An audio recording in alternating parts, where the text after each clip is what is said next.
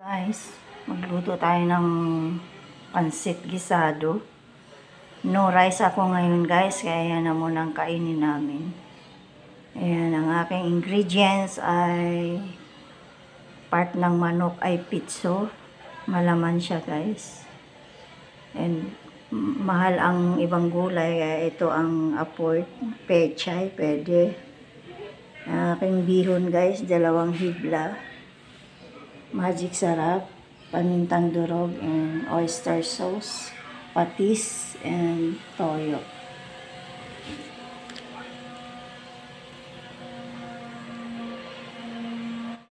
Hello guys, ginisa na natin yung bawang tsaka part ng pitso guys.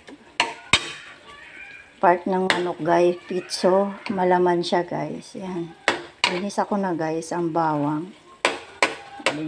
Sinangkutsa ko na guys. Then, ilagay na natin guys ang ibang ingredients.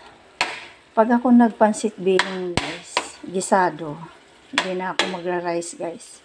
Ito lang kakainin namin. Sabay-sabay ko na yan nilalagay yan guys. Yan. Sabay-sabay ko na yan nilalagay.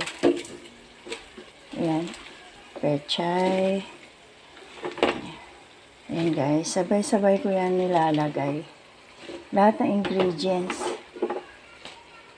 Guys, lagyan ko ng konting toyo, patis, and magic sarap, oyster sauce, pamintang durog, konting sugar para pantay ang lasa. Yan, hintayin mo na, ilagyan natin ng konting tubig. Gisado yan guys. Sabay-sabay na yan maluto. Takpan muna natin, lagyan natin kunting patis. Ayan guys. Kunting toyo. Ayan. Mamaya, tikman natin. Takpan muna natin, pakuluin. Guys, done na ang ating pansit gisado, bihon. Ayan na guys, luto na yan. Sabi ko sa inyo, sabay-sabay siyang maluto. Panghuli ko nang nilagay yung oyster sauce, guys.